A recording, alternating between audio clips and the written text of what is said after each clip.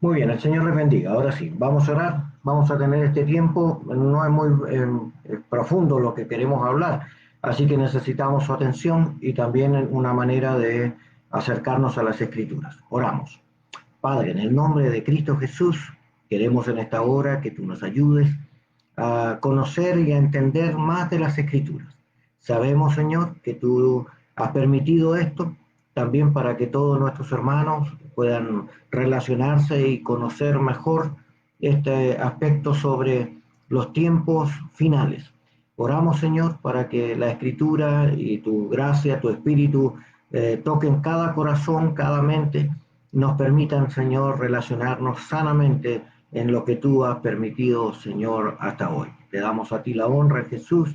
Amén y amén. Bien, quiero agradecerles la atención que tienen y el tiempo que han destinado para conocer estas razones. Quiero entrar de lleno a la materia, ya por la hora que ha avanzado, ya que esto va a durar un tiempo mayor. Así que tengo para ustedes una eh, razón que mostrarles aquí. Esto es un resumen de escatología. Escatología es una palabra para hablar de los acontecimientos últimos, finales, ¿ya? Normalmente se da dentro de la profecía del Antiguo Testamento y también dentro del Nuevo Testamento, que el Señor da cierto tipo de enseñanzas, imágenes, y nos va permitiendo también estructurar de alguna medida el conocimiento sobre estos medios. Es por ello que necesitamos eh, acercarnos a este panorama escatológico que voy a hacer con usted. ¿Ya? Eh, Quiero hablarles desde varias partes de las escrituras, ¿ya? Sin embargo, eh, quiero comenzar con esta decisión. Mire, históricamente, ya todas las personas cristianas vienen desde esta misma raíz, una raíz judía, ¿ya? O sea, es entendible entonces de que la confección de las escrituras en el Antiguo Testamento que nos hablaban sobre el advenimiento de Cristo fue antecedido por estas expresiones dadas por personas que consideraron el término profeta, uno que habla en alta voz. De esta misma manera, entonces toda la fe se constituyó a través de este mensaje. Es por eso de que la raíz del el cristianismo, que es una derivación o continuidad de este mensaje, ¿verdad? Tiene su raíz en el judaísmo. ¿Ya? Jesús fue judío, la religión cristiana nació entre en el aspecto judío, pero posteriormente a esto se fue desarrollando un pensamiento uh, de separación entre el nuevo judaísmo después de la cautividad babilónica y el cristianismo presentado por Jesús, de modo que esto nos permite observar ahora la siguiente idea. Cristo es entonces con su mensaje que plantea una doble, ¿verdad?, interpretación. Por un lado, los que aceptan su mensaje y por otro lado, los que lo rechazan.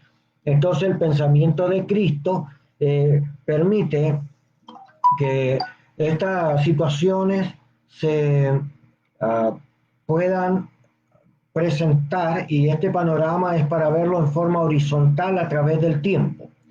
Por ello, no debemos de olvidarnos de que Israel sigue siendo el pueblo de Dios y que también tienen una línea histórica, la cual vamos a revisar brevemente, pero la tenemos con este color para poder identificar la línea de Israel y separarla de la siguiente línea, que es el cristianismo hacia el pueblo gentil, al mundo. Es decir, todos los pueblos que no son los judíos, y los puse en línea verde porque de esta forma vamos a diferenciar algunos planteamientos desde Cristo. La tercera cosa que vamos a mirar es que fue Cristo el que, después de su mensaje y de su resurrección, porque la resurrección de Cristo es la que le valida el pensamiento cristiano, y es también la resurrección que le da pie para esta promulgación de la iglesia en declarar que Jesús es el Cristo. Después de la resurrección es que la iglesia se vuelve particularmente hacia el Antiguo Testamento al fin de poder explicar la vida del Mesías, encontrar versículos que sean compatibles con el ministerio que él estaba haciendo, y descubren de que una gran cantidad de promesas del Antiguo Testamento se cumplen en la persona de Jesús. Pero ahora Jesús está a punto de, después de la resurrección, dice en el libro de los Hechos capítulo 1, ¿ya? Quiero tener una breve lectura con usted.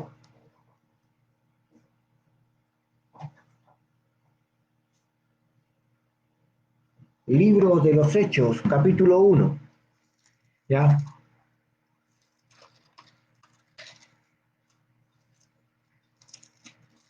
Bien.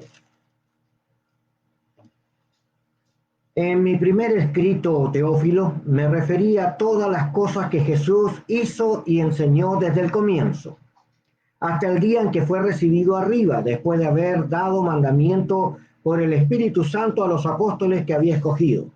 A ellos también, después de haber padecido, se presentó vivo con muchas pruebas indubitables, apareciéndoseles durante 40 días y hablándoles acerca del reino de Dios.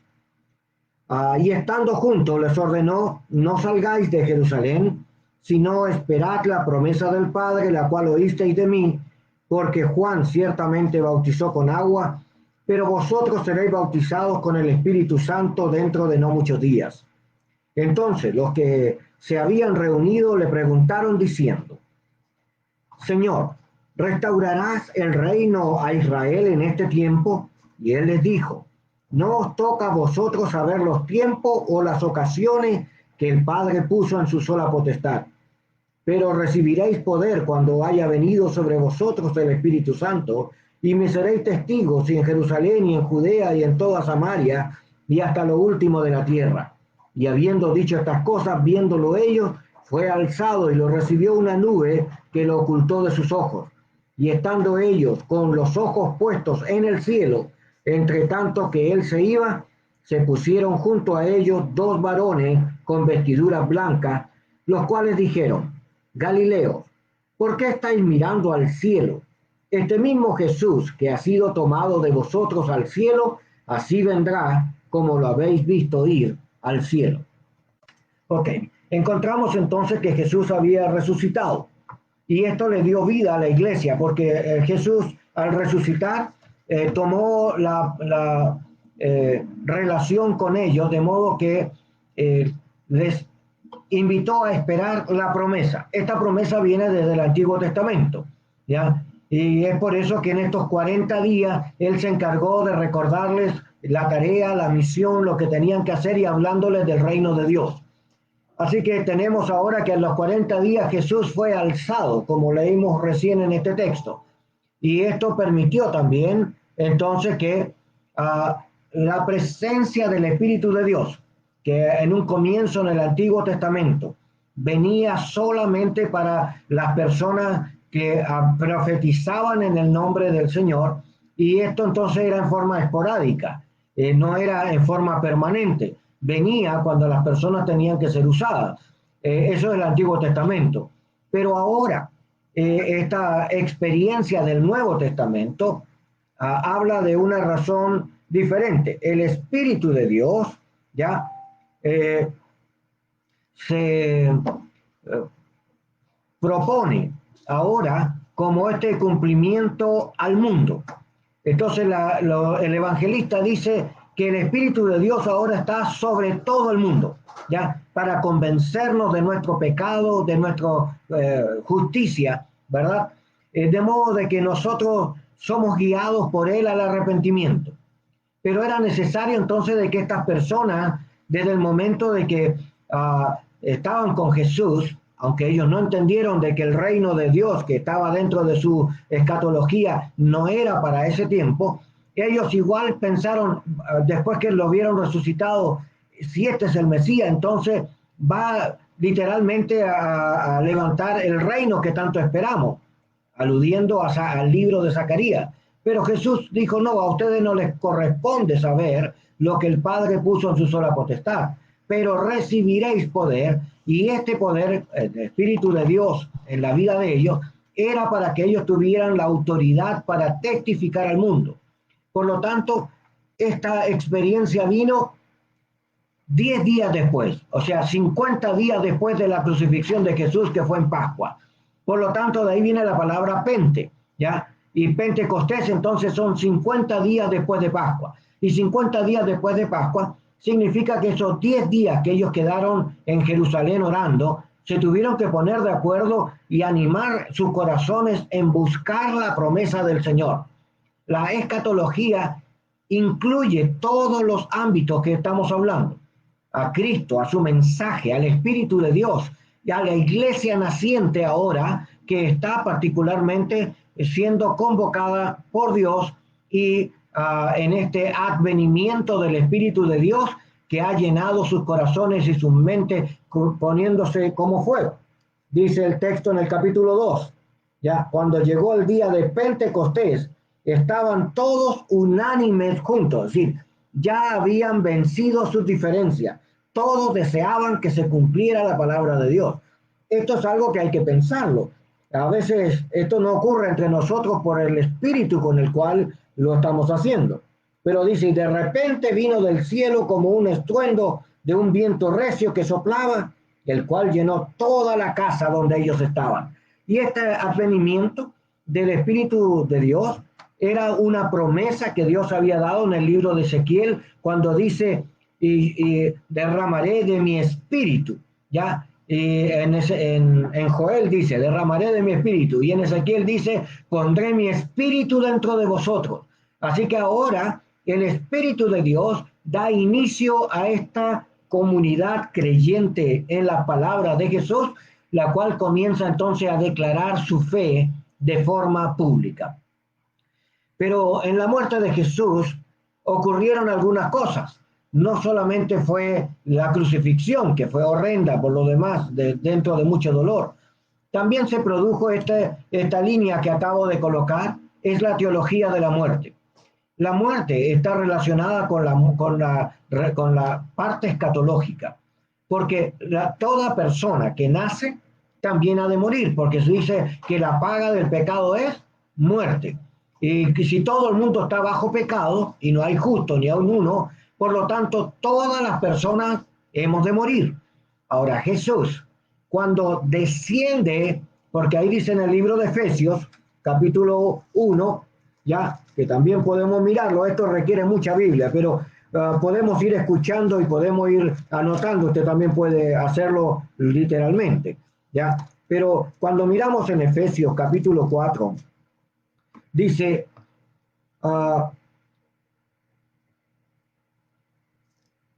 yo pues preso en el Señor os ruego que andéis como es digno de la vocación con que fuisteis llamados, con toda humildad y mansedumbre, soportándonos con paciencia los unos a los otros en amor, procurando mantener la unidad del Espíritu en el vínculo de la paz.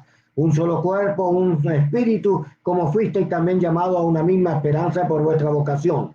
Un solo Señor, una sola fe, un solo bautismo, un solo Dios y Padre de todos, el cual es sobre todos y en todos, ¿ya? Pero a cada uno de nosotros le fue dada la gracia conforme la medida del don de Cristo, por lo cual dice, subiendo a lo alto, llevó cautiva la cautividad y dio dones a los hombres. Ok, ¿por qué he leído esto? Porque cuando Cristo desciende primero hacia donde están los espíritus encarcelados, como leemos un poquitito más adelante. Y esto de que subió, ¿qué es? Sino que también había descendido primero a las partes más bajas de la tierra. El que descendió es el mismo que también subió por encima de todos los cielos para llenarlo todo. Y el mismo es el que ha constituido apóstoles, profetas, evangelistas, pastores y maestros, a fin de perfeccionar a los santos para la obra del ministerio. ¿Qué es esto de que bajó y que subió? Bueno, la primera cosa es que cuando Jesús desciende, el Antiguo Testamento en esta teología habla del Seol o Hades. Seol y Hades es el lugar de la casa habitación de muertos. Así que esta línea negra representa el lugar donde van todos los muertos, ¿verdad? Y que no podemos eludirla en la experiencia escatológica. Entonces tenemos una línea para mostrar a Israel, una línea para mostrar la iglesia y la subsecuente consecuencia de la muerte. Entonces, cuando Cristo muere, aquí dice que subió con él, ¿verdad? ¿Quiénes subieron con él? Bueno, en el libro de Mateo capítulo 27, ¿ya? En el versículo 52 más o menos, se lo voy a leer. Dice, y entonces el velo del templo se rasgó en dos, de arriba abajo. La tierra tembló, las rocas se partieron, los sepulcros se abrieron y muchos cuerpos de santos que habían dormido se levantaron. Oh, Jesús resucitó y con él resucitaron todos aquellos que habían, dice, de santos. Santo significa apartado. Así que está hablando de esta experiencia que el mismo Jesús la ampliara, porque en el Antiguo Testamento, en Salmos y en algunos profetas se habla del Seol, casa, habitación de muertos, o Hades en griego para hablar de lo mismo, casa, habitación de muertos. Pero Jesús, en el libro de Lucas, capítulo 19, 16, 19, habla de la parábola del rico y de Lázaro. Y ahí hace una explicación de esto diferente. Dice de que el lugar de la habitación de muertos, el Seol, tiene una división y dice que hay un seno de Abraham y hay un lugar de tormento que es el Seol o Hades.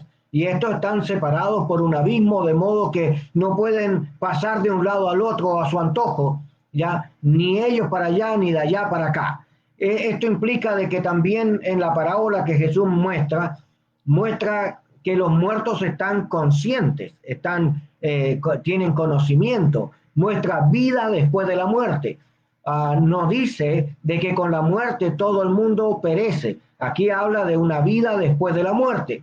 Entonces nosotros tenemos que plantearnos también, porque si creemos en la verdad de la Escritura, que Él resucitó de entre los muertos, y que cuando Él venga también nos hará resucitar, entonces los muertos en Cristo también han de resucitar. Ahora, si yo no creo que hay vida después de la muerte, entonces la resurrección es vana. Entonces, la escatología me habla de acontecimientos posteriores. Entonces, pero aquí hay una evidencia de esto que el Señor declara en su Evangelio. Por esto tenemos que revisar algunas otras acciones. La primera de ellas es que la iglesia vivió una etapa durante este periodo donde el Espíritu Santo fue el que gobernó y gobierna todavía, porque aún no se cierra este periodo de la iglesia hacia los gentiles. Así que este tiempo de los gentiles está en ejercicio. En el libro de Apocalipsis, ¿ya? El Señor hace una declaración formal de los periodos de los tiempos, y por eso en los primeros capítulos apunta a 7 iglesias, ¿verdad? Que tienen distintas características que se acoplan muy bien a los periodos eclesiásticos. En el primero de ellos, ¿ya? Menciona la iglesia de Éfeso. Y claro, funciona como la iglesia primitiva, el primer amor, el fervor por la fe. Ellos comienzan a declarar y a vivir experiencias en tiempo real con el Cristo. Es la iglesia que más cercana estuvo al Señor. Pero después los discípulos mismos, llenos del Espíritu de Dios, aún sus sombras sanaban a los enfermos. Pero cuando la iglesia comienza a ser perseguida, porque lo fue por Nerón, recuerdan en los años 70, trata de culpar a los cristianos por haber quemado la ciudad, y entonces viene inmediatamente una persecución y muchos creyentes son llevados a la hoguera o a los aerópagos donde morían. Flavio Josefo nos enseña muy clarito ese periodo, y esta iglesia entonces, ante la presión y la persecución, hay una queja en Apocalipsis sobre esta iglesia. Le dice: una cosa tengo contra ti, que has dejado tu primer amor. O tal vez las presiones, la persecución, el hecho de cuidarse por no morir, tuvieron que pulir muy bien la fe y estar dispuestos al sacrificio. De ahí aparece la palabra martirio, ¿ya? El martureo, testimonio, ¿ya? Que significa justamente este proceso durante los años 0 al 100. Son los primeros, el primer esfuerzo local, y quiero solamente destacarte algunos detalles.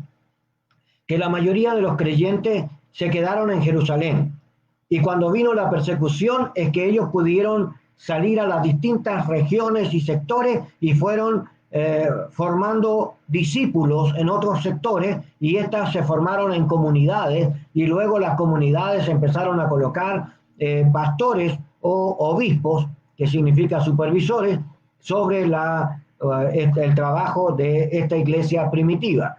Así que la iglesia primitiva no nació en el apogeo, sino en la minoría y en la persecución. Quiero explicarle que luego pasamos al segundo siglo, segundo y tercer siglo, y en el segundo siglo se conoce como la iglesia de Esmirna, un segundo mensaje. Pero en esta iglesia perseguida del segundo siglo aparecen también algunos problemas serios. Por ejemplo, personas que empiezan a escribir literatura y ponen pseudoepígrafos, es decir, escriben como que si escribiera alguno de los apóstoles, pero eran falsos, eran personas que escribían haciendo mal uso de los nombres. Fue por esto entonces de que la iglesia empezó a ver como en forma herética muchas de estas enseñanzas, porque no se ajustaban al planteamiento fariseo, porque después del año 90 para adelante, 70 al 90, un señor llamado Johanan ben Zakkai era un fariseo, y él hizo una reforma para poder eliminar el cristianismo de la vida pública en Jerusalén, y no dio lugar a ninguna razón que no fuera farisea. Y como el cristianismo había ocupado particularmente la Septuaginta, que es la primera traducción del Antiguo Testamento del hebreo al griego, la usaron para validar el mesianismo de Jesús, el Cristo. Entonces, Johanan ben Zakkai quiso eliminar también esta versión de la Septuaginta del lenguaje popular y de Jerusalén particularmente. Así que los fariseos tomaron gran dominio después de la persecución de los años 70, y el cristianismo literalmente fue disperso hacia las comunidades de los campos y en la dispersión de otras ciudades. Pero esto ayudó a que el evangelio se propagara grandemente y era muy bien aceptado, además de que el Señor hacía milagros juntamente con ellos. Mucha gente creía el evangelio.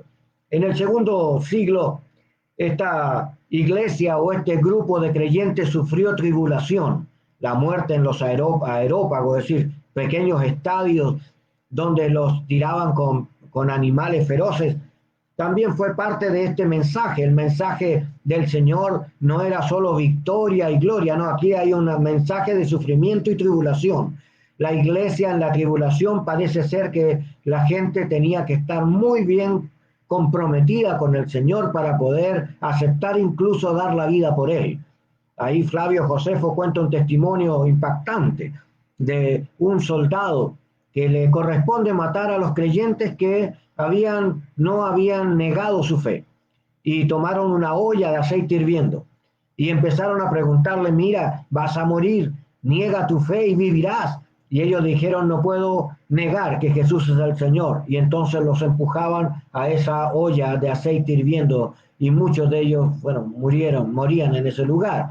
Entonces, cuando llegó al número 49, él estaba llorando literalmente, este soldado, y dice que no podía entender cómo tanta gente estaba dispuesta a dar la vida por Cristo, y cómo la fe de ellos era tan impactante que él mismo, ya una vez que terminó el 50, se paró él delante de todo y dijo: por la fe de ellos en Cristo, yo también ya lo confieso. Y se tiró ¿ya? Oh, este tipo de testimonio que cuenta Flavio Josefo es impactante, pero esto pasa en el segundo siglo, donde aparecen entonces la patrística también, que eran los creyentes que seguían a los discípulos que ahora estaban escribiendo y que estaban también dando a conocer el Evangelio en las otras regiones.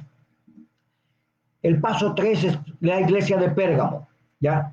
Y en Pérgamo se vuelve una iglesia complaciente, porque en el siglo 3 al 5 hay una complicidad porque se pretende de que el evangelio predicado por Cristo ahora pueda coexistir con la paganismo que tenían los romanos y fue justamente esta experiencia eh, patriarcal, ¿no? Digamos, de la iglesia en su nacimiento, que lleva al cristianismo ahora a ser condescendiente, a permitir, como el concepto de Balaam, ¿verdad?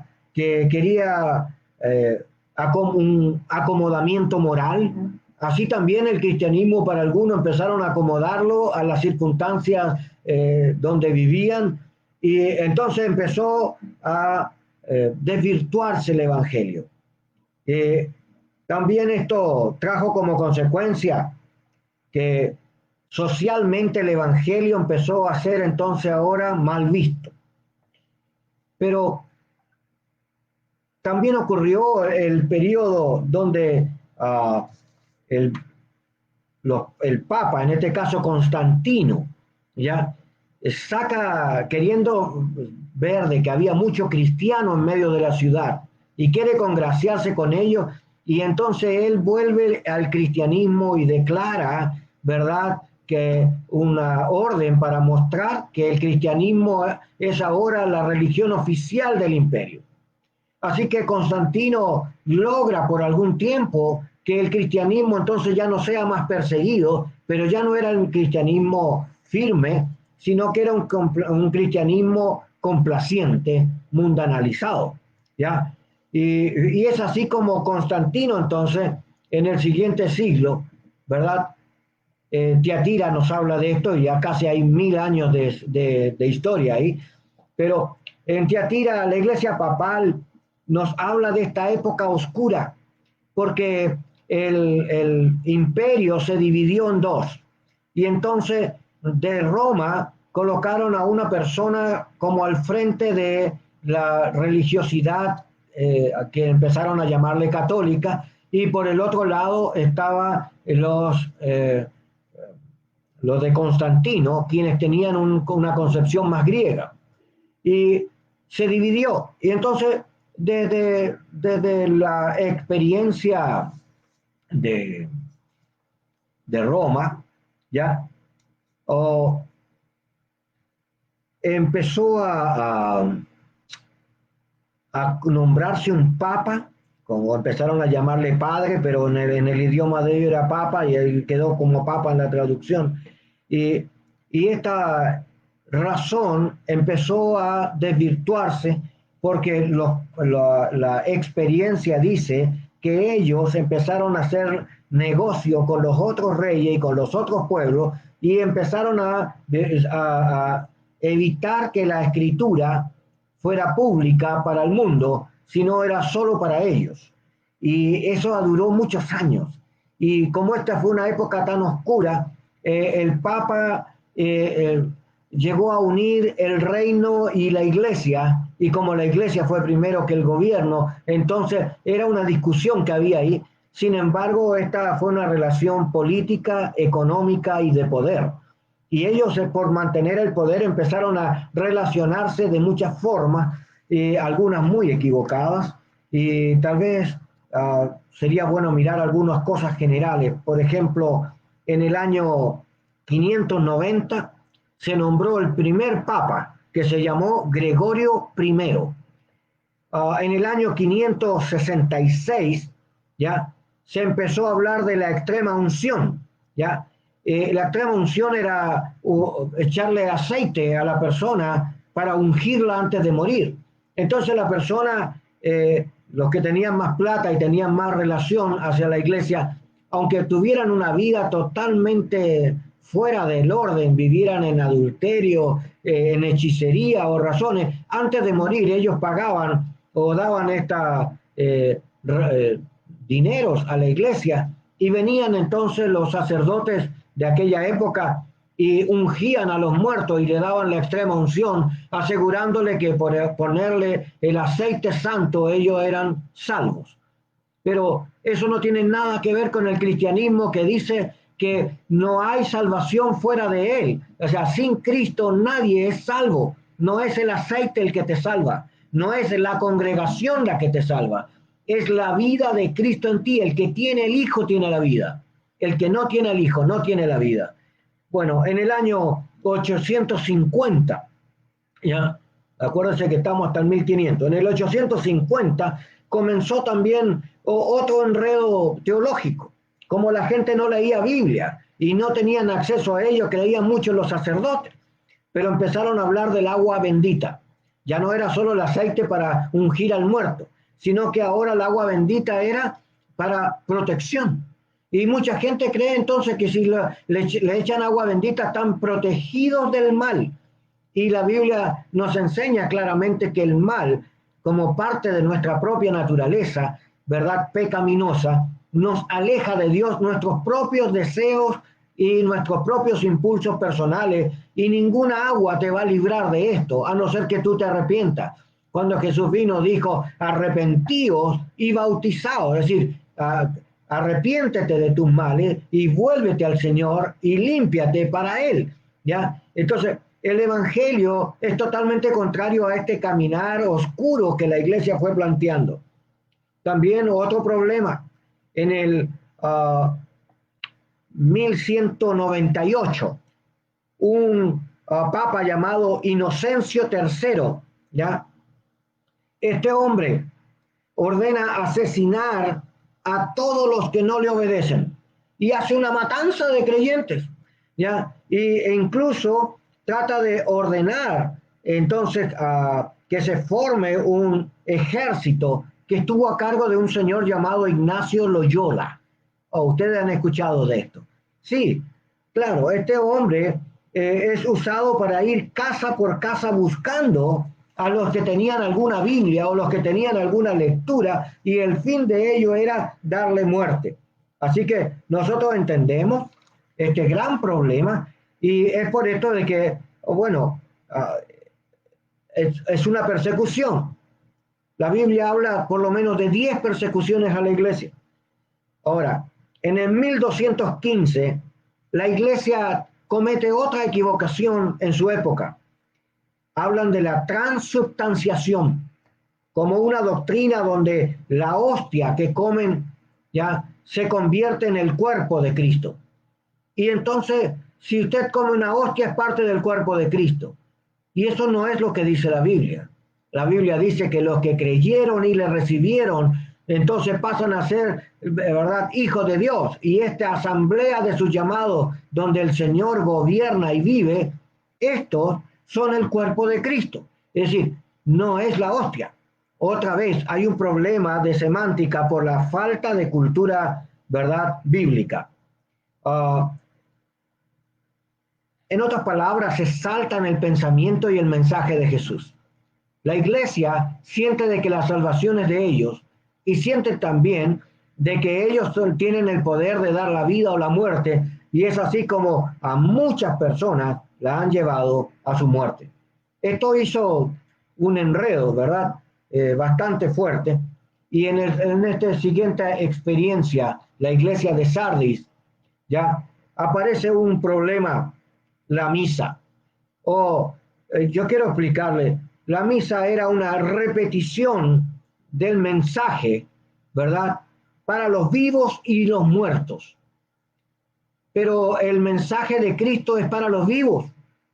Ya muerto usted no puede hacer nada. Aquí aparece el problema del purgatorio, y aparecen también esta idea de las misas, ¿verdad?, que se hacen en el idioma latín, ¿verdad? Y lo promulgan. Desde ahí en adelante solo se habla en latín las misas. Oh, gracias al Señor. Recién en el año 1960, con el Papa Juan XXIII, se vuelve otra vez a abrir la Biblia en forma pública y se quita, ¿verdad?, la misa en latín y se habla cada uno en su idioma local. ¿Ok? Importante esto en cuanto al conocimiento de la escritura. Pero la iglesia de Sardis tiene algunas complicaciones. Es una iglesia recatada, ¿ya? Funciona más o menos del año 1517 hasta el 1700. Esta es una iglesia, en este periodo es donde aparecen las reformas, ¿ya? Particularmente el que nos interesa a nosotros es Lutero. Es ahí donde él pone esta tesis en la puerta de la iglesia y reclama. Entonces, la historia de la iglesia sigue porque no podemos eludir estas cosas porque todo esto nos lleva después al resultado final, que es el cumplimiento profético. O sea, la iglesia entonces nos habla de esta reforma. De la reforma es que nosotros encontramos a Lutero diciendo que hay que volver otra vez a las escrituras, igual que algunos otros reformadores como Juan Hus, que decía volvamos a la palabra del Señor y volvamos al derecho de que toda persona lea la Biblia. Y entonces a razón de esto a Juan Hus lo mataron, ¿ya? Mientras que a Lutero le dieron una opción y le dijeron, bueno, tú vas a tener un tiempo, medita lo que has dicho y retráctate, si no también serás condenado. Y bueno, él fue a un evento donde con un rey llamado Carlos, junto en ese contexto, se juntaron todos los obispos de la iglesia y él les dijo, ya, si alguno de ustedes puede con las escrituras demostrarme que yo estoy en un error, entonces no tengo problema en pedir perdón a la iglesia. Pero como ninguno lo hizo, la iglesia lo condenó a muerte. Pero las personas de Alemania, que eran sus amigos, algunos príncipes, lo cubrieron y lo protegieron. Fue así entonces como comienza a nacer esta religión ahora luterana, ¿ya? Y comienza entonces en Alemania. De ahí nacen un montón de otras aplicaciones. Yo quisiera saltarme algunas cosas para aludir por el tiempo. Pero la siguiente iglesia tiene que ver con la iglesia de Filadelfia. Esta iglesia de Filadelfia fue una iglesia de carácter misionero, porque como vino esta reforma, y la reforma trajo avivamientos con el Espíritu Santo en distintas ciudades, ya encontramos en Alemania, en Francia, en España, e incluso algunos se fueron hasta Inglaterra. Entonces, esta experiencia de avivamientos locales hizo de que la iglesia tomara entonces una distribución diferente y se volvió una iglesia de carácter misionera, ¿ya? Y se empezaron a fortalecer espiritualmente por el avivamiento del Espíritu Santo que empezó a darle, entre ellos está Wesley, está Van Cleef, en fin, hay varias personas que observar, ¿ya? De todas maneras, se despierta una pasión extraordinaria. Pero hay un rey en Inglaterra que desea divorciarse de su esposa y para ese entonces la iglesia era absoluta, era quien daba la opinión si la persona podía o no, y como no le daban el visto bueno, entonces este hombre se separó de la iglesia católica y formó entonces la iglesia anglicana. Así que la iglesia anglicana nace justamente de esta separación de esta iglesia en este lugar. Uno de las razones que nace del 1700 al 1900, ahí están los movimientos también pentecostales que nacen en los 1800, hasta la iglesia de Dios nace en esos periodos, ¿ya? Y el Señor nos habla de este otro periodo, y a este le vamos a prestar atención. La Odisea Es el último periodo bíblico recatado para el tiempo de la gracia o tiempo de los gentiles. Este tiempo se cierra de esta forma.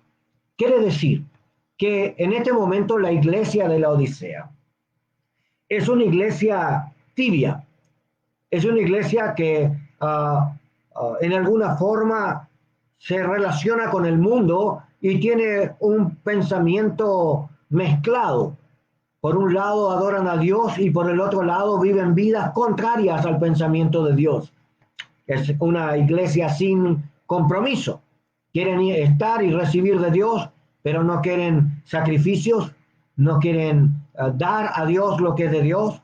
La gente se vuelve en una forma apática hacia la Biblia, es más cúltica, es más religiosa, pero no conocen al Dios verdadero. Entonces, esta iglesia es cuestionada por el Señor y nos dice justamente que en este periodo, ya, la iglesia entonces vivirá momentos de persecución, de hambre. Habrá también un avance homofóbico y homosexual en el mundo y será como en los tiempos de Noé, ¿verdad? O de Sodoma y Gomorra, porque es la antesala de la venida de Jesús. Así que es evidente que este periodo ya es en el cual estamos viviendo. Una iglesia que está esperando un avivamiento del Espíritu Santo y que se está dando en muchas partes del mundo hoy, pero también es una iglesia tibia y la Biblia dice que debemos de ser fríos o calientes porque lo tibio Dios lo vomitará de su boca.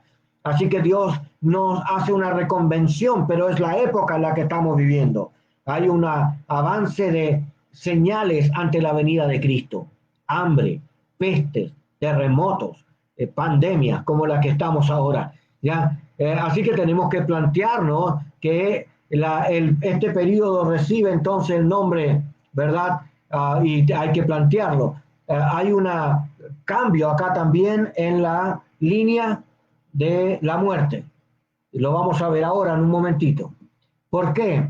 Porque el término de este periodo del cual no hemos llegado, así que todavía no estamos en el fin, las señales se están dando, eso sí, podemos hablar con libertad de esas señales que aparecen en el libro de Mateo capítulo 25, que aparecerán muchos cristos hablando en su nombre, ¿verdad? No le creáis, hay algunos falsos profetas también en medio, también nos habla de esta corrupción moral en la sociedad y de esta liviandad sobre la iglesia. Bueno, esto está ocurriendo. Entonces, de las características de la Odisea sí podemos hablar, pero esto nos habla justamente de este evento que todos esperamos, el arrebatamiento de la iglesia. Cristo viene.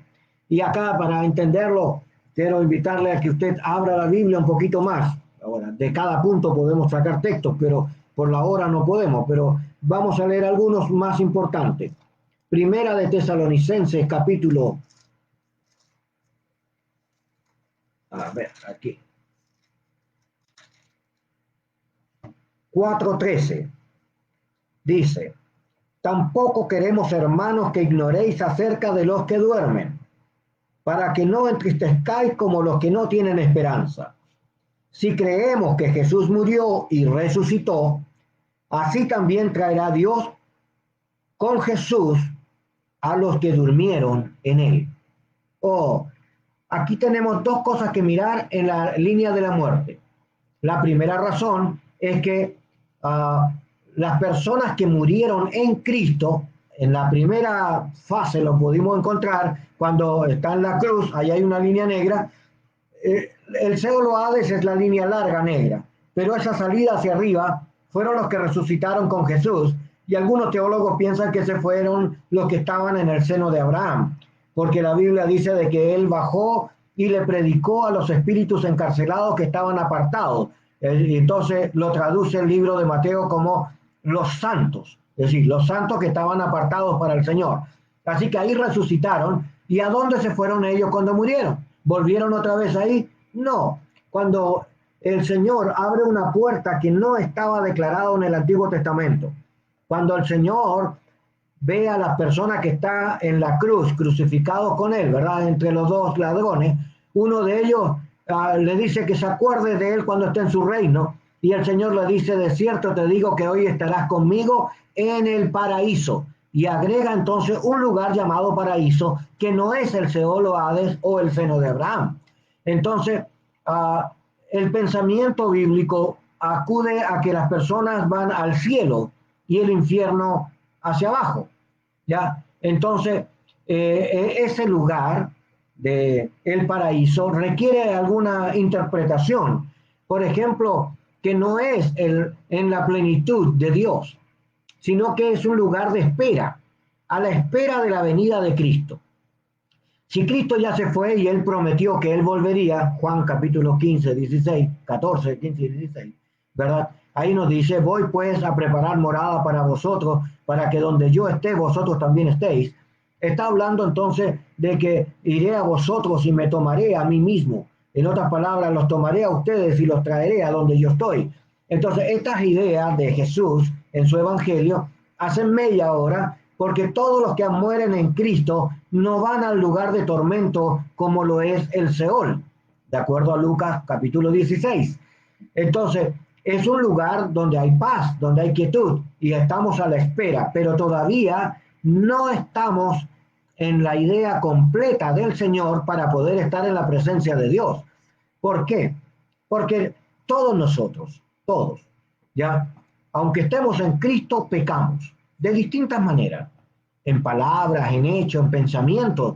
Hay muchas cosas que incumplimos, promesas que hacemos al Señor y no las hacemos, o robamos al Señor cuando no damos nuestros diezmos o ofrendas a la casa del Señor, y cosas así. O sea, uno peca de distintas formas, el doble sentido en las palabras, o en las miradas, o en el pensamiento. Eso también es pecado. Y bueno, yo quiero explicar. Entonces, cuando Cristo venga y lleve a estas personas, la llevamos porque aceptamos a Cristo y porque estamos luchando por permanecer en Él, pero no hemos sido perfeccionados. Entonces, aquí tenemos que plantearnos varias cosas. La primera razón es que el arrebatamiento me habla particularmente de este tiempo de los gentiles. Este tiempo de los gentiles tiene un inicio. ¿Cuál? El derramamiento del Espíritu Santo con el nacimiento de la iglesia. Ahí nace. Aunque ya antes de que Cristo, o sea, antes de que la iglesia partiera, el pensamiento ya estaba. Recuerda cuando Felipe fue a Samaria, o bien cuando Pablo, ahora convertido, esto viene posterior al derramamiento del Espíritu Santo, Pablo entonces toma este compromiso diciendo que el evangelio que él tiene que anunciar es literalmente hacia los gentiles y dejó para los judíos al resto de los apóstoles, porque los apóstoles pensaron que su predicación tenía que ser para su pueblo, pero el Señor tenía un pensamiento mayor. Cuando Jesús fue a ascender a los cielos, les dijo, miren, vayan y hagan discípulos en todas las naciones, y no hace acepción de las naciones. No dice, vayan y hagan discípulos solo en Israel. No dice así. Dice, vayan y hagan en todas las naciones. Vayan y prediquen, vayan y hagan alumnos en todo lugar donde vayan. Entonces, el pensamiento hacia los gentiles estaba en Dios, no solo en los discípulos. Los discípulos fueron los que tomaron posteriormente este llamado y lo volvieron real. Pero este periodo también se llama tiempo del Espíritu Santo. Ahora quiero que miren algo. La paloma que está ahí representando al Espíritu de Dios está sobre todo el mundo, sobre los gentiles, es decir, todos los pueblos del mundo, sobre los israelitas, porque es una promesa que estará Dios con ellos siempre, y sobre los muertos, porque también los muertos oirán la palabra, les será predicado y creerán, que eso fue lo que Jesús hizo. Ahora, si el Espíritu de Dios está en todo lugar, el Espíritu de Dios con los gentiles y con el Espíritu Santo, en este tiempo que se llama la gracia, ¿ya? Que es lo mismo, tiene un inicio. El inicio hacia los gentiles o la autorización de Dios para que esto fuera predicado a todo el mundo, nace con la iglesia de Cristo en el Pentecostés. Así que el Pentecostés abre la puerta para que el Espíritu Santo ahora ya no siga solo en forma esporádica sobre algunas personas, o en forma permanente en Cristo, sino que ahora todos los que creen y reciben a Cristo, el Espíritu de Dios también viene a morar a sus corazones. Primera de Corintios capítulo 6. Ya o no sabéis, ¿verdad? Que sois templo, casa, habitación del Espíritu Santo. Por lo tanto, el periodo comienza con la presencia del Espíritu Santo y termina cuando el Señor arrebata la iglesia y la iglesia y el Espíritu de Dios se llevan a los suyos, ¿verdad? A este estrado. Por lo tanto, todo el mundo queda sin el Espíritu Santo, menos los israelitas, porque los israelitas tienen la promesa de que Dios estará con ellos y serán prosperados en todo tiempo hasta el fin del mundo. Entonces, tenemos que hacer una separación de este pensamiento, porque la gente a veces, por no entender los procesos, mezclan las cosas. Pero el Espíritu de Dios entonces está sobre todo el mundo para convencerlo de pecado, sí. Creyentes y no creyentes, sí. Pero llegará el día en que el Espíritu de Dios será quitado del mundo, sí, pero no de los israelitas, porque los israelitas son el pueblo de Dios por excelencia, aunque estén errados y apartados y estén viviendo la consecuencia de su porfía. Pero quiero explicarles, de todas maneras, nosotros tenemos que saber esto. Entonces el arrebatamiento de la iglesia cierra el tiempo de los gentiles y cierra también este periodo designado del Señor, agregado como un tiempo de gracia, es decir, la gracia es el favor inmerecido, no lo merecíamos, pero el Señor quiso dárnoslo. El Señor ha tratado con nosotros como pueblo porque es la voluntad de Dios. Y entonces el tiempo de la gracia, ¿verdad? Tiene un inicio y tiene un final. ¿Ya? Ok. Tengo que hablarles de un poquitito más. Esto implica entonces volver otra vez a la experiencia, ¿verdad?, que hemos hablado. Los muertos en Cristo que están antes vendrán con él. Veamos lo que dice entonces Tesalonicenses, capítulo 4, versículo 13. Tampoco queremos, hermanos, que ignoréis acerca de los que duermen, no dice de los que mueren, porque el cristiano, si duerme, es porque va a despertar, ¿ya? Y ese es exactamente el pensamiento hebreo involucrado en este lenguaje. Para que no os entristezcáis como aquellos que no tienen esperanza. Es decir, los creyentes debemos de tener la esperanza de que Cristo vendrá por nosotros y de que nosotros estamos haciendo este esfuerzo de pelear la buena batalla para alcanzar el propósito de irnos con Él o alcanzar la salvación que el Señor tiene preparada para los suyos. De modo entonces, de que los que han muerto en Cristo están en este lugar, ¿verdad? El paraíso. Y los que murieron y resucitaron en Cristo y tuvieron que volver a morir, también están ahí en ese lugar. Por lo tanto, ¿a dónde va el espíritu de las personas? Porque la palabra muerto significa separación y se separa lo material de lo inmaterial. Lo material es el cuerpo, la vaina, pero lo inmaterial es el espíritu, que es la vida. Entonces, está establecido que todo hombre muere y después viene el juicio. Por lo tanto, la persona que muere se separa corporalmente, ¿verdad? Y su espíritu entonces asciende a la presencia de Dios, de donde el Señor lo había creado.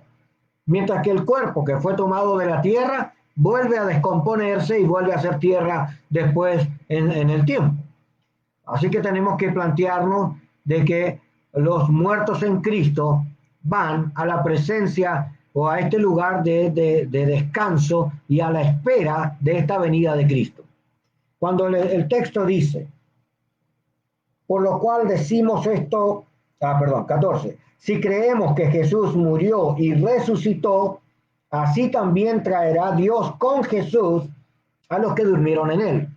Entonces, aquí habla particularmente de que como Cristo cuando venga, ya los muertos en Cristo vendrán con él.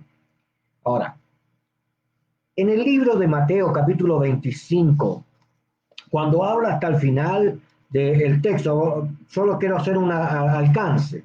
El mismo versículo que estábamos leyendo en Tesalonicenses y después nos pasamos a Mateo. Ahí dice, que nosotros que vivimos, que habremos quedado hasta la venida del Señor, no precederemos a los que durmieron. Es decir, los que durmieron primero y después nosotros.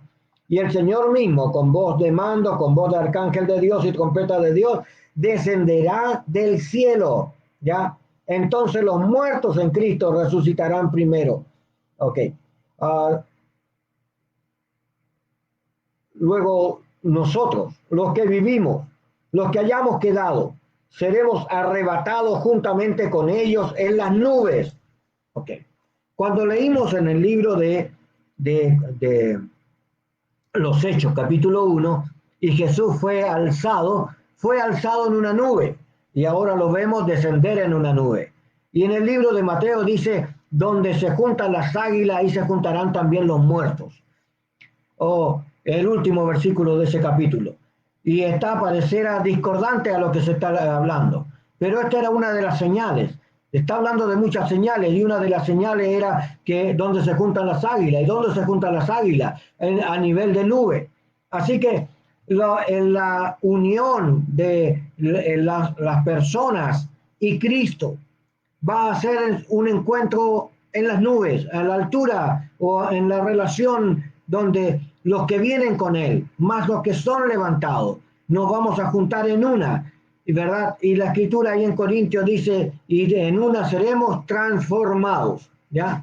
Ok, esto es algo glorioso, la transformación entonces, que es una razón asegurada de parte de Dios en este proceso del arrebatamiento, que será como en un abrir y cerrar de ojos. Nadie sabe el día ni la hora cuando esto ha de acontecer. Solo el Padre en su sola potestad. Oh, yo quiero decirle que hay gente que juega con los números y dicen fecha, pero la Biblia dice que nadie sabe ni el día ni la hora, sino que el Señor es el que ha de hacerlo. Lo que sí nos dice que las características para la venida del Señor estamos viviéndola en este periodo de la Odisea con mayor intensidad que en los demás periodos históricos. Por ejemplo, usted sabe que en los últimos años han habido más terremotos que en toda la historia de la humanidad. Yo quiero decirle, este es un periodo especial. La venida del Espíritu Santo creando movimientos tan fuertes como el pentecostalismo o el avivamiento que hoy están viviendo los islámicos convertidos al cristianismo, o mirando un poco esta experiencia con la iglesia cristiana en China o en Corea. Oiga, Dios está haciendo un mover para que nosotros escuchemos al ver esto como una gran trompeta anunciando la venida del Señor. Así que sabemos que la iglesia tiene que vivir esta experiencia, pero Israel ya sigue sin Cristo, sin el Señor, y no participa del arrebatamiento. Fíjense bien, sigue derecho. ¿Ya? ¿Por qué? Aquí es donde vienen las distintas interpretaciones de la venida de Cristo.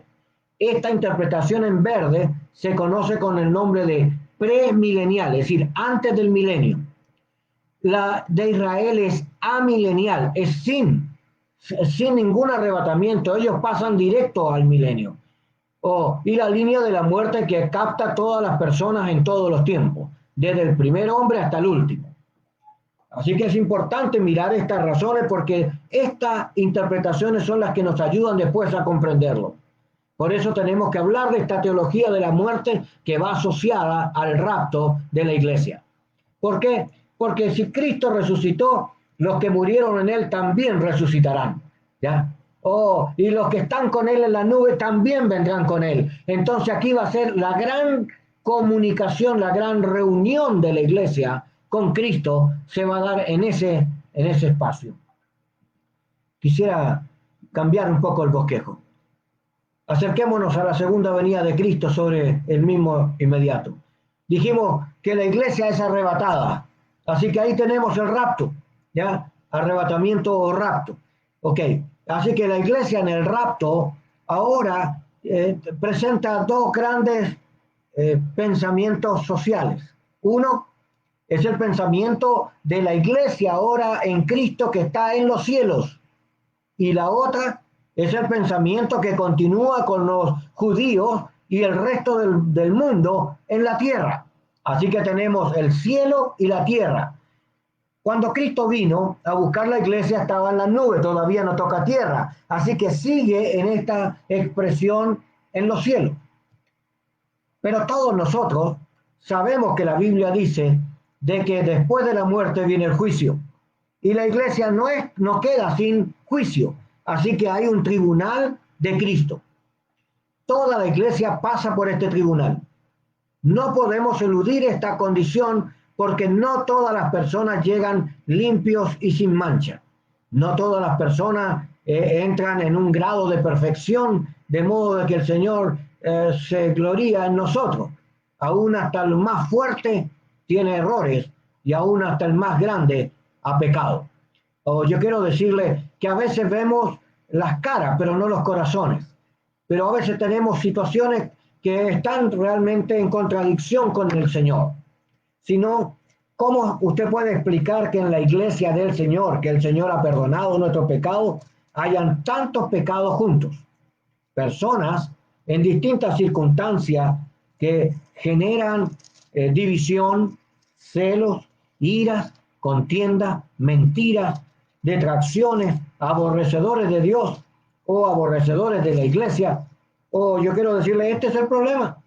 Es que, aunque hemos aceptado a Cristo, tenemos muchas conductas no convertidas a Cristo. Entonces, aunque el Señor nos haya llevado, de todas maneras tiene que ser purificado. ¿Por qué? Porque para entrar a la presencia de Dios, esta iglesia tiene que ser limpia y sin mancha. Y todas estas diferencias humanas y todos estos pecados ocultos y cosas tapadas, como gente que no ha confesado sus pecados y sigue tapándolo a través del tiempo, pero cuando llegue a la presencia de Dios, la Biblia dice que no hay nada oculto, que todas las cosas serán manifiestas. También nos enseña de que debemos de confesar al Señor nuestras faltas, porque Él es nuestro abogado y puede ayudarnos en esta actitud de presentarnos para ser limpios. La sangre de Jesucristo nos lava y nos limpia de toda maldad si es que confesamos nuestros pecados y nos apartamos de Él. Si creemos que solo el Señor perdona y no hay que hacer nada, estamos equivocados. Si usted no se aparta de sus pecados, sigue siendo un pecador.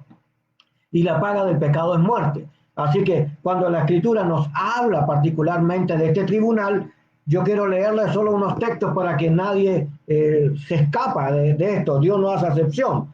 Pero dice, por esto eres, Romanos capítulo 2, por esto eres inexcusable hombre, tú que juzgas, quien quiera que seas, porque al juzgar a otro te condenas a ti mismo, pues tú que juzgas, haces lo mismo. Pero sabemos que el juicio de Dios contra los que practican tales cosas es según verdad. Recuerdan que Jesús dijo, santifícalos en tu verdad, tu palabra es verdad. Entonces, ¿sobre qué cosa no viene el juicio? Por la práctica de la verdad de las Escrituras. ¿Cuánto de la palabra de Dios vivimos y cuánto de ella es real en nosotros? Eso debe de llamar la atención, eso es parte del tribunal de Cristo. Así que debemos de crecer en el conocimiento y en la obediencia de su palabra. Segundo, y tú, hombre, que juzgas a los que hacen tales cosas y haces lo mismo, ¿piensas que escaparás del juicio de Dios? ¿O menosprecias las riquezas de su benignidad, paciencia y generosidad, ignorando que su benignidad te guía al arrepentimiento? Pero por tu dureza y por tu corazón no arrepentido, atesoras para ti mismo ira para el día de la ira y de la revelación del justo juicio de Dios, el cual pagará a cada uno conforme a sus obras. Así que aquí aparece otro índice. Dios le dará a cada uno según sus obras. No es que aquí no hay amistad, ni compañerismo, ni tampoco favoritismo. No es que el Señor se compadece más de uno que otro, no. El Señor nos pagará a cada uno lo que merecemos. El que hizo el bien o el que hizo el mal. Ambas cosas saldrán expuestas y seremos puestos en balanza. La Biblia dice, el cual pagará a cada uno conforme a sus obras. Vida eterna a los que perseverando a hacer el bien buscan gloria, honra e inmortalidad, pero ira y enojo a los que son contenciosos y no obedecen a la verdad, sino que obedecen a la injusticia. Tribulación y angustia sobre todo ser humano que hace lo malo, sobre el judío en primer lugar y también sobre el griego. En cambio, gloria, honra y paz a todo el que hace lo bueno, al judío primeramente y también al griego, porque para Dios no hay acepción de personas. Así que este tribunal no hará acepción, sino que seremos puestos en balanza y veremos qué tan hemos obedecido, no hemos obedecido, hemos creído al Señor, lo vivimos, no lo vivimos, o vamos a ser juzgados. Entonces los pecados de cada uno van a ser quitados de nuestro medio. ¿Por qué? Porque debemos de presentarnos a Dios aprobado. Bueno, versículo 15, mostrando, 14 y 15, cuando los gentiles que no tienen ley por naturaleza hacen lo que es de la ley, aunque no la tengan, son ley para sí mismos, mostrando la obra de la ley escrita en sus corazones, dando testimonio a su conciencia y acusándoles o defendiéndoles su razonamiento. En la vida, hermanos, el Espíritu de Dios trabaja con nuestro razonamiento y también nos acusa cuando estamos haciendo algo malo fuera del Señor. También tenemos conciencia. Así que nosotros tenemos que refrenarnos de no participar en el mal que nos separa de Dios. Así que obedezcamos al Espíritu de Dios, quien trabaja desde nuestro interior en la transformación de la vida para que seamos ahora completos y seamos dignos de la vocación a la que hemos sido llamados. Versículo 16 dice, en el día en que Dios juzgará por medio de Jesucristo los secretos de los hombres conforme a mi evangelio. O en ese juicio, todas las personas, sin hacer ninguna excepción, todos, desde el primero hasta el último, pasaremos por el tribunal de Cristo. Entonces, el secreto y los secretos guardados serán manifiestos. Y de esto dependerá. La Biblia dice que conforme a nuestras obras, el Señor nos pagará. Ahora, por eso aparece que después del tribunal, una vez que ya hemos pasado este gran tramo, aparece esta segunda etapa. Entre la entrega de galardones aparece también la entrega de las vestiduras blancas, pero antes de tener las vestiduras blancas, que dice que ya estás aprobado totalmente, esta entrega de galardones, la Biblia habla de por lo menos 7 coronas, ya son diadema de oro, ya corona de vida, ¿verdad? Corona de misericordia, cuando dice, sé fiel hasta la muerte y te daré la corona de la vida. Bueno, estas coronas son diademas para presentarnos ante como la novia preparándose para venir a las bodas del Cordero.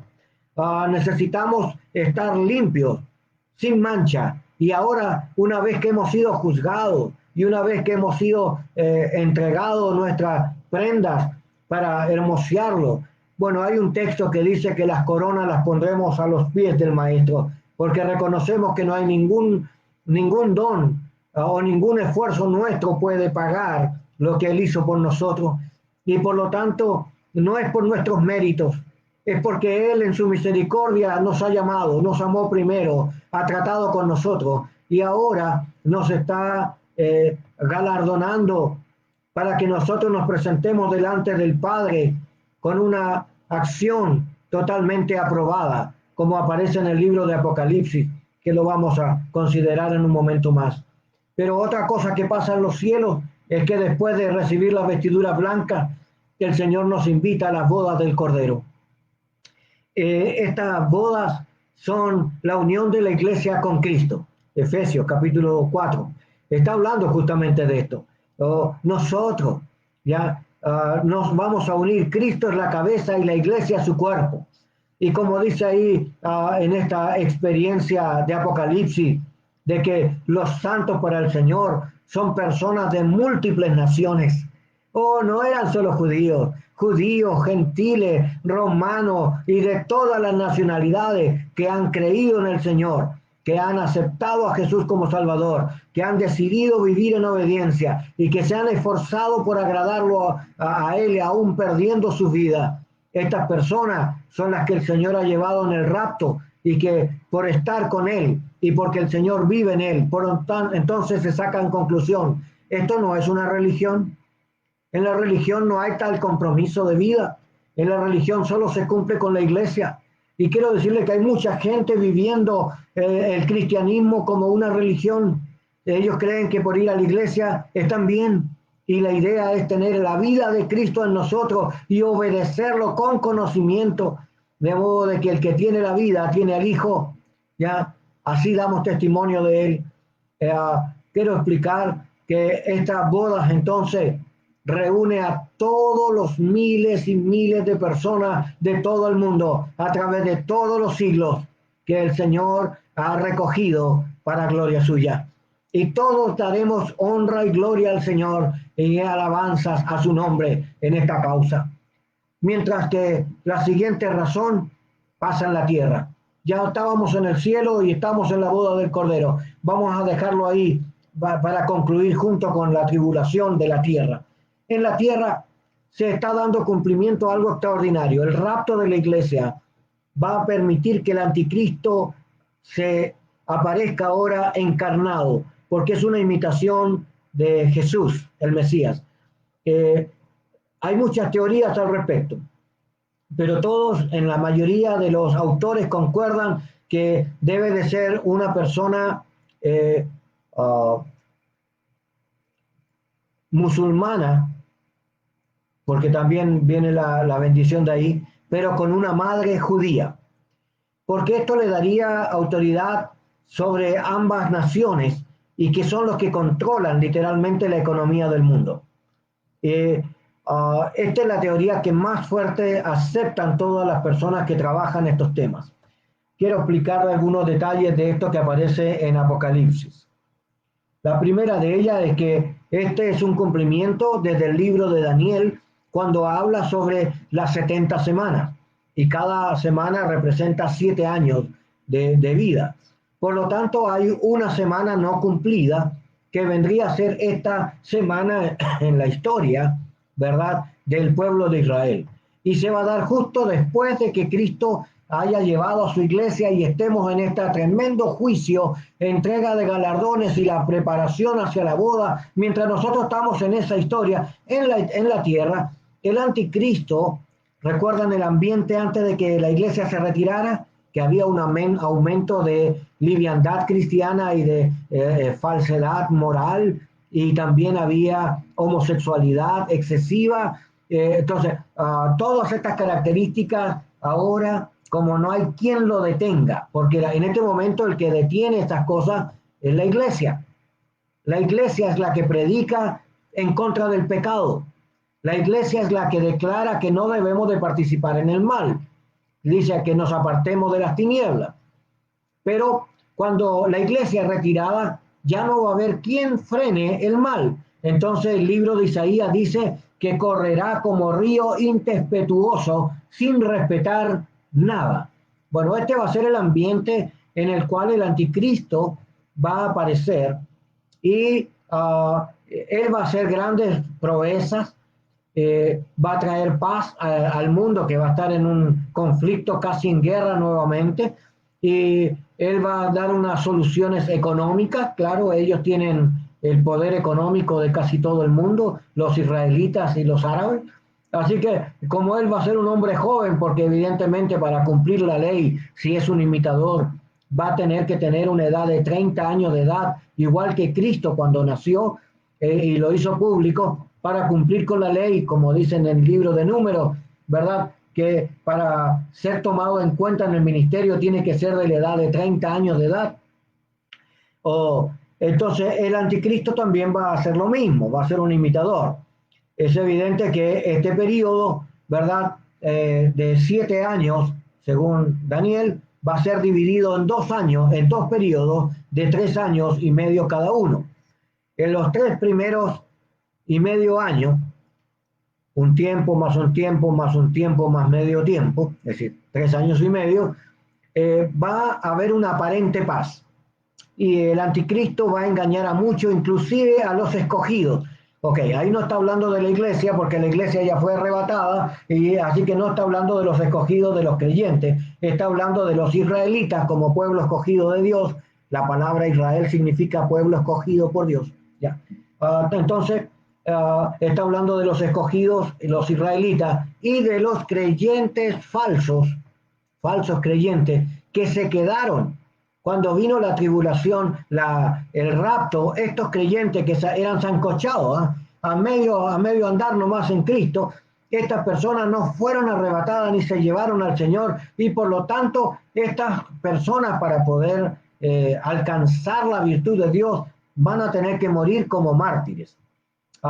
En estos 3 primeros años y medio aparecen algunas cosas interesantes. El anticristo entonces hace muchas contrataciones entre naciones y hace un elemento. Ustedes recuerdan en la estatua de Daniel, en el sueño de Nabucodonosor, él vio una estatua que los pies eran de hierro y barro cocido. Bueno, el hierro y el barro cocido no se unen, pero fueron alianzas estratégicas políticas. Y esto es lo que hace el anticristo. Comienza a hacer alianza con un montón de pueblos y entonces, como él trae soluciones, muchas personas le van a seguir. Y va a traer un reavivamiento económico mundial, porque esto va a ir en declinación y con él va a volver a brotar, y eso va a hacer de que muchas personas le sigan y sean engañados. Pero se va a producir un ambiente de libertinaje. No es lo mismo libertad que libertinaje. La libertad está controlada moralmente por nuestra propia educación y conocimiento de la palabra de Dios. Pero el libertinaje mezcla todas las cosas. Creen de que todo es por amor y el amor no tiene límite y se puede hacer lo que uno quiere y meterse con la persona que uno quiere sin importar si tiene o no una responsabilidad moral con alguien. El libertinaje es condenado por Dios. Es una mezcla y en la ley aparece con el nombre de amixia. Amixia es la condenación de la ley a la mezcla de las cosas. Cuando la gente tiene santidad e inmundicia a la vez, es una amixia. Dios condena la inmundicia. Así que el planteamiento bíblico para poder permanecer en Cristo es apartarse del mal, ¿verdad? El hombre sabio ve el peligro y se aleja. O el que es llamado a santidad se aparta de su propio engaño. Bueno, el engaño es algo común en ese periodo.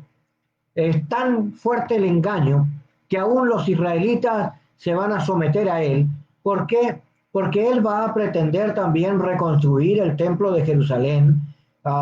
Y es evidente que tiene que producirse ahí también un problema con las mezquitas. Una que está construida particularmente en el patio de lo que era anteriormente el templo de Salomón y que actualmente es musulmana.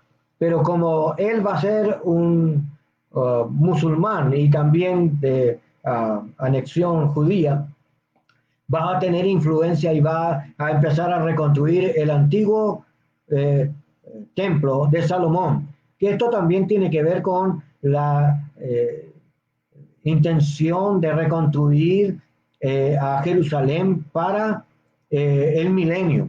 Y déjeme decir, aunque sea el diablo y que esté obrando mal, aún Dios utiliza todas las cosas en esta escatología. Dios muestra cosas extraordinarias.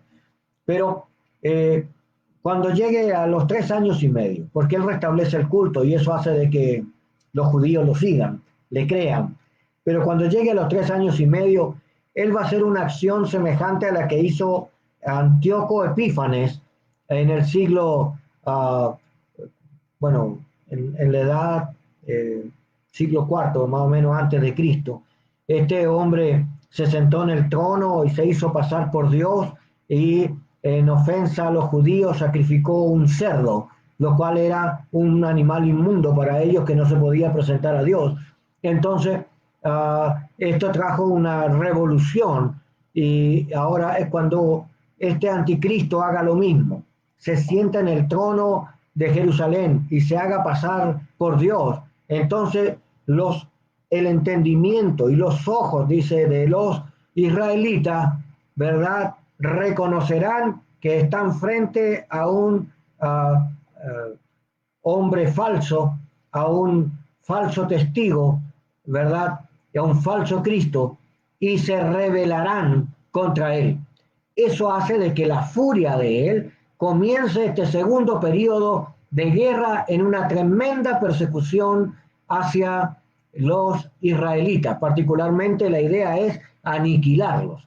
Pero por causa de los convenios comerciales y políticos, Israel es sobreguardado en alguna forma y aquí aparecen algunas cosas interesantes. Primero, en los libros nos aparece de que después de los 7 iglesias o mensajes donde se describen los períodos bíblicos, aparece el trono de Dios y todos los santos alabándole, que son los santos que hemos visto que están en el cielo, estamos cantando, y ahí a Juan, que es el que escribe este libro de Apocalipsis, revelación se produce, se pregunta por qué Dios tiene un rollo que tiene 7 sellos y no hay ni uno, ni una sola persona que pueda abrir el rollo, no hay ni uno digno. Esto habla de la real situación de la vida humana. No había nadie, pero nadie que pueda decir, estoy en la capacidad de abrir esos sellos. Entonces Juan dice que escuchó a uno que dijo que estaba el rey que había vencido la muerte. Pero cuando él lo miró, no era un hombre, era un cordero que había sido degollado y cuya sangre estaba todavía saliendo, brotando. Entonces, la idea de que era el cordero, y entonces él declaró que él era digno, era el único digno. Ahora, ¿por qué es digno? Bueno, la Biblia dice porque él cumplió el propósito de Dios y llegó a la muerte sin pecado. Y murió, fue degollado por causa de tomar nuestro lugar sustitutamente, de modo de que él se entregó como un cordero que fue al matadero y no abrió su boca para cumplir en él entonces el propósito escatológico dado desde los profetas y ahora en la vida de Cristo. Pero se abren los sellos y los sellos, ¿verdad? Son 7, ¿verdad? Y el Señor va mostrando los primeros 4 tienen que ver con los jinetes, ¿verdad? Y uno puede encontrar entonces que estos jinetes hablan de los muertos y el clamor de los mártires, porque, bueno, se vuelve interesante revisarlo, pero quería mencionar un poco de esto, que los 3 primeros, o sea, los 4 primeros hablan de la muerte y posterior el sexto, el quinto y el sexto sello, ya hablan sobre esta relación, ya de los mártires que deben de ser consolados. Y en el sexto aparece entonces algo tan tremendo como el día del Señor, que es declarado particularmente cuando Joel lo declara. Aparece también un evento interesante en intermedio antes de llegar al séptimo, que el Señor baja un ángel con un sello y sella a 144,000 judíos, ¿verdad? 12,000 de cada tribu. No es que se van a salvar 144,000 creyentes, porque los creyentes ya están en el cielo. Son los judíos a los que se están sellando, ¿ya? Y este es un efecto de prepararlo para el fin de este periodo, ¿ya? También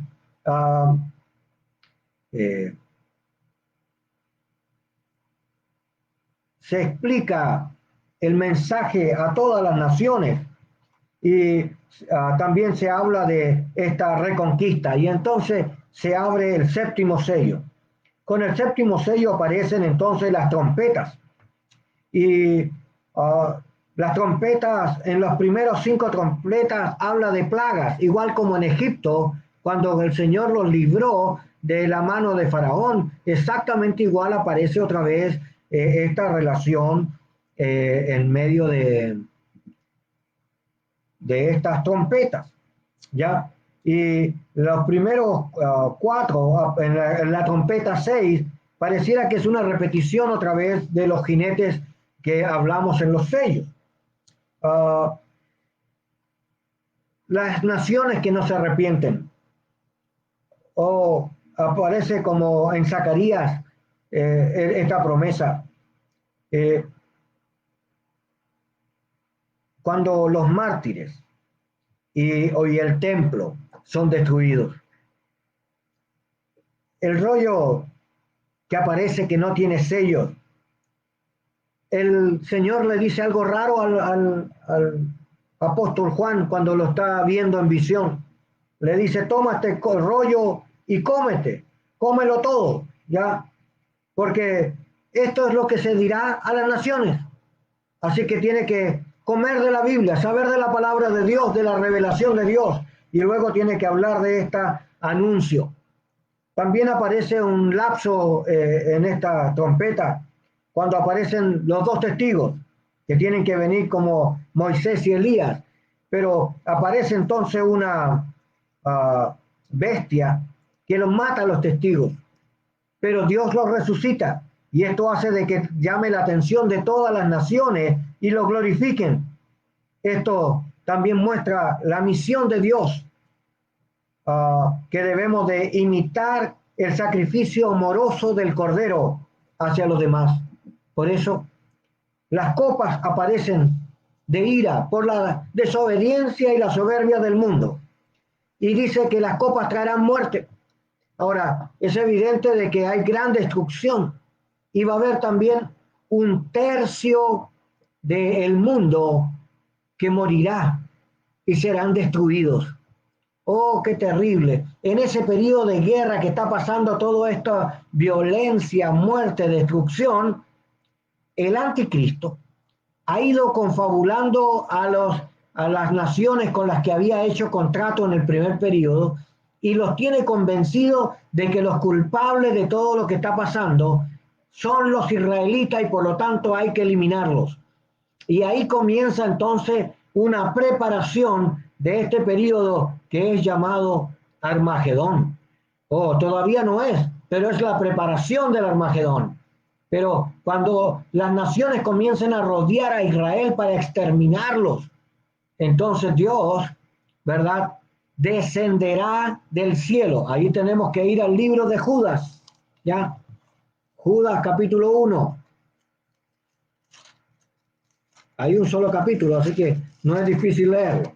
Pero dice, de estos también profetizó Enoc, séptimo desde Adán, diciendo, vino el Señor con sus santas decenas de millares para hacer juicio contra todos y dejar convicto a todos los impíos de todas las obras impías que han hecho impíamente y de todas las cosas duras que los pecadores impíos han hablado contra él.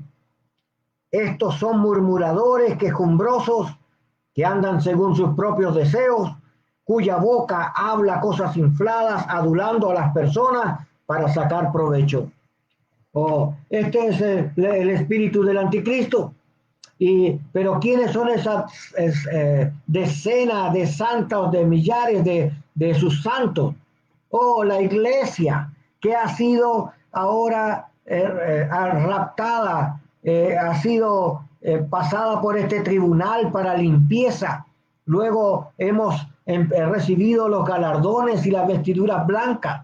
Hemos pasado entonces a las bodas del Cordero y ahora que es el tiempo del cumplimiento del tiempo del Señor, entonces desciende el Señor y el Señor junto con todos nosotros. Y es aquí donde el Señor por primera vez en su segunda venida toca tierra y el monte se romperá en dos y el lugar que se preparó para la gran batalla del Armagedón. Entonces ahora vendrá la confusión. El Señor dice con sus solas palabras, es que es como una espada de doble filo, matará al inicuo. ¿Quién es el inicuo? Es el anticristo encarnado que morirá en esta experiencia. Y vendrá entonces el juicio de naciones a todos los que están en este lugar. y también acontecerá que Satanás será apresado, ¿ya? Y tenemos que plantearnos, esto abre la puerta para el nuevo comienzo, un cielo nuevo y una tierra nueva con el milenio, ¿ya? Esto nos obliga a mirar rápidamente un bosquejo mayor que este. Y esto tiene que ver con esta línea amarilla. Si ustedes se dieron cuenta, la iglesia venía en línea verde, pero luego cambia de color, porque aquí ya estamos consagrados, santificados y en cuerpo glorificado. A diferencia de la línea que estábamos viviendo el proceso para llegar a ello. Así que ahora tenemos claridad, mucha claridad. Vamos a enfrentar el milenio con una nueva expectativa. La primera cosa, que el milenio son 1000 años. Y el Señor entonces muestra la línea de los judíos, porque ellos seguirán, son amileniales. Ellos no van a vivir el rapto de la iglesia, ellos van a pasar por todo el proceso hasta el fin. Así que ahí tenemos el grupo entonces de los judíos, israelitas, y la línea amarilla viene siendo entonces la iglesia consagrada y glorificada en él. Y no podemos dejar a un lado la línea de los muertos, porque en ese periodo, aunque hubo una gran mortandad y murió 1/3 de las personas en el mundo, de todas maneras, toda la gente y las generaciones que nacen y que van a ser ministradas por la iglesia. Pero si estas personas mueren, van a ir a este lugar, pero estas personas tienen el derecho de recibir a Cristo y de conocerlo. ¿Qué es lo que pasa en este lugar? Es que Jerusalén, como está anotado ahí, ¿verdad? Va a ser ahora el centro donde Jesús va a gobernar al mundo. Por lo tanto, por eso es tan importante la ciudad de Jerusalén. Todo el mundo pelea, ahí no hay paz hasta que Cristo venga. Va a cumplirse este propósito que dice que va a haber pelea entre los hermanos. Bueno, usted sabe que Jacob y Isaac, que tuvo la primera relación, ¿verdad? A Ismael, son por un lado la descendencia de Dios y por el otro lado la descendencia árabe con Ismael. Fueron hermanastros, porque Abraham se adelantó a las palabras del Señor y tuvo un hijo con la criada, ¿verdad?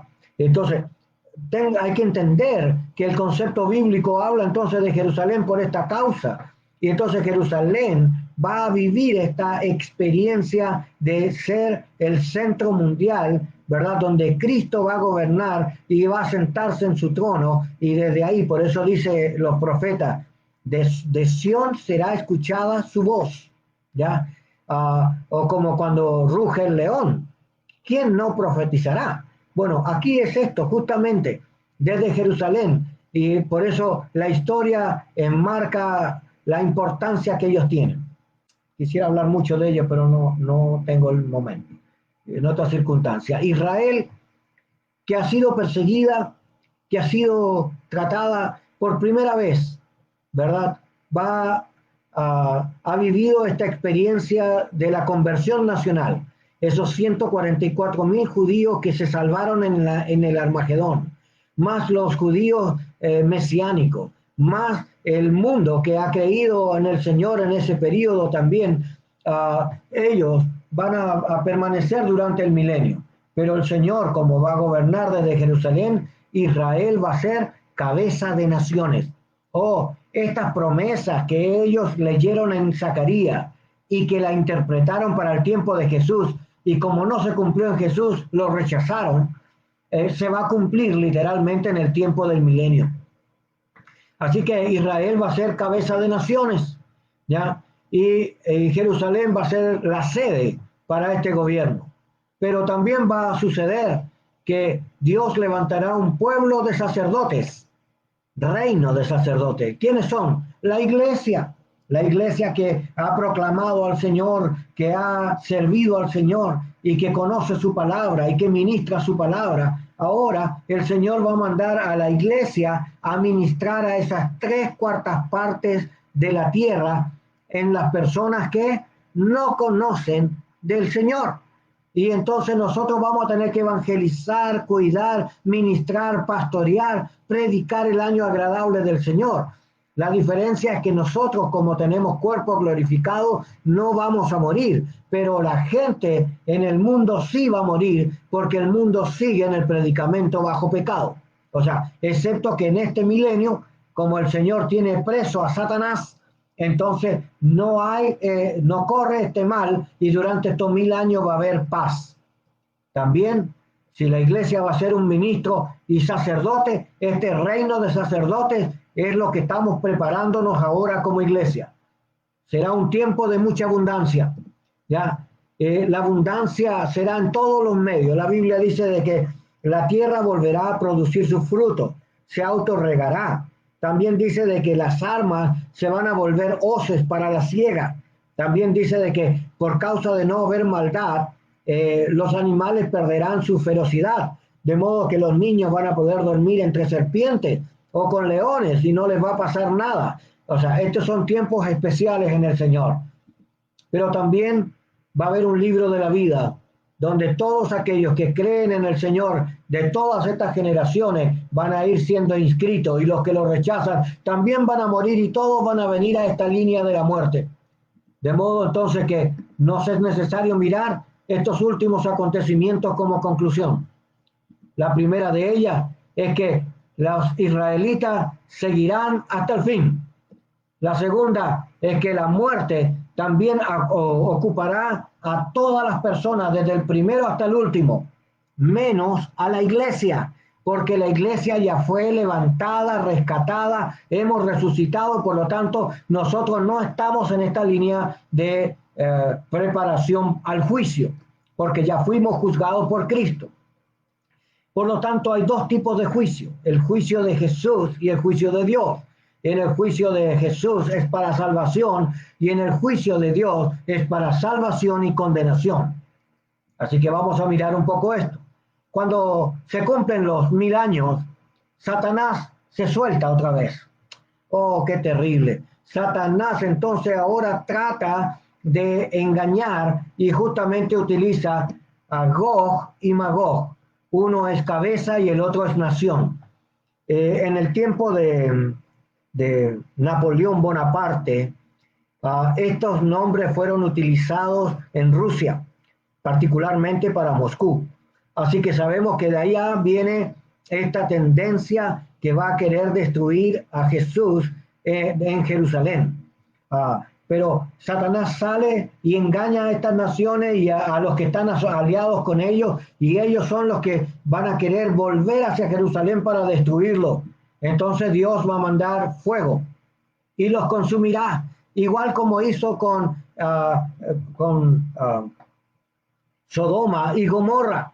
Era tal la maldad de los hombres que el Señor mismo lo destruyó por medio de fuego. Es exactamente lo que aparece acá. Aquí hay algunos problemas doctrinales para algunos, como los testigos de Jehová, que creen que el fuego que vendrá destruirá todo y entonces con eso se termina la vida. Pero no es así. Se va a terminar el proceso, ¿verdad?, de esta gente que se ha levantado, cabeza y nación y naciones, que se levantaron para ir otra vez contra Cristo, ahora destruidos por fuego.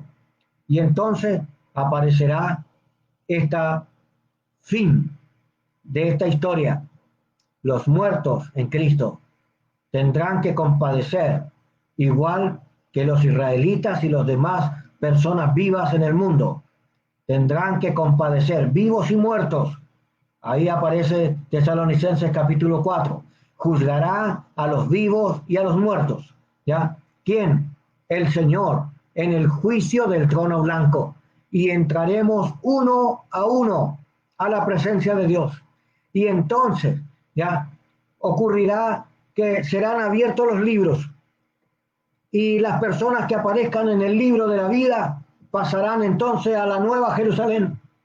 Y los que no aparezcan en la vida ni en el libro serán entonces llevados al infierno.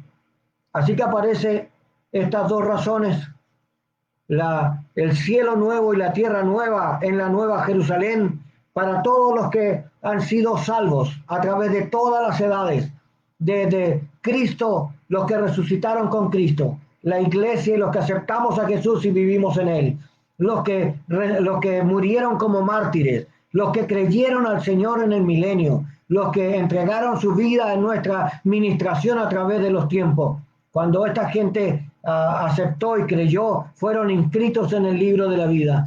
Y entonces cuando esto aparezca, el juicio del Señor tendrá en el mismo tenor que leímos. No habrá en esto ninguna complacencia, sino como es un Dios justo, pagará a cada uno según sus obras.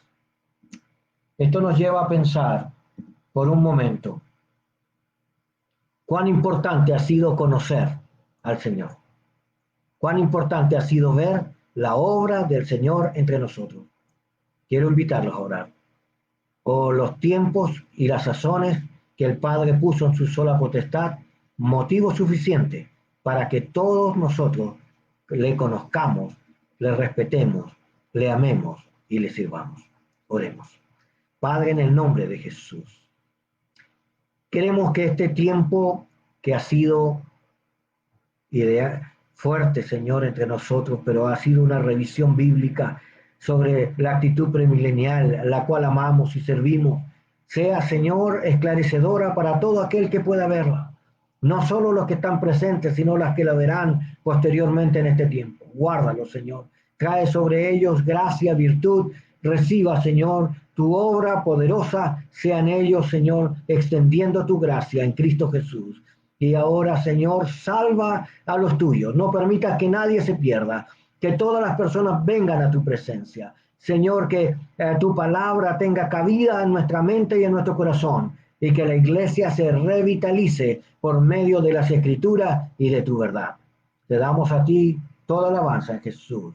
Amén y amén. El Señor los bendiga grandemente. ¿Ya? Les invito a que usted revise esta Power y revise esta explicación breve, porque es muy grande. Esta es una clase que dura más de 6 meses y la estamos haciendo sintetizada. Solamente quiero que usted lo vuelva a ver una y otra vez para esclarecer ideas. Si usted tiene preguntas, si usted tiene alguna observación que quiere hacer, escríbame zaratem9@hotmail.com zaratem9@hotmail.com, todo en minúsculas, sin espacio, sin puntos. Zarate o zaratem9@hotmail.com. ¿Ya? Dios le bendiga grandemente.